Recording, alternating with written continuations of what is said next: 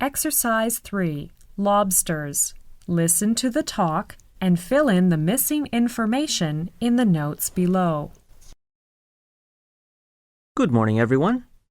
Today I will talk about lobsters. Many of our listeners wrote to me to ask if lobsters really scream when they are boiled and why they turn red when they are cooked. These are very good questions. Well, let me ask you a question. If you were sitting in a vat of boiling water, wouldn't you scream and turn red too?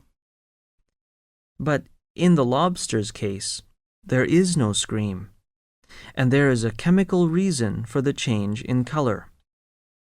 Noises are produced as a lobster is boiled alive, but the sounds are not voices.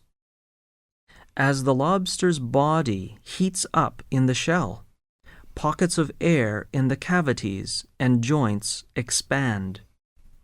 If enough pressure builds inside the body, the air will make whistle-like sounds as it escapes through small openings in the shell. As for the color shift, a lobster's shell contains red pigment molecules that combine with a protein to create the camouflaging colors of the lobster. Live lobsters are usually blue-green or brown with flecks of yellow. When the lobster is boiled, the protein is denatured or deformed by the heat. The pigment remains, however, turning the shell red.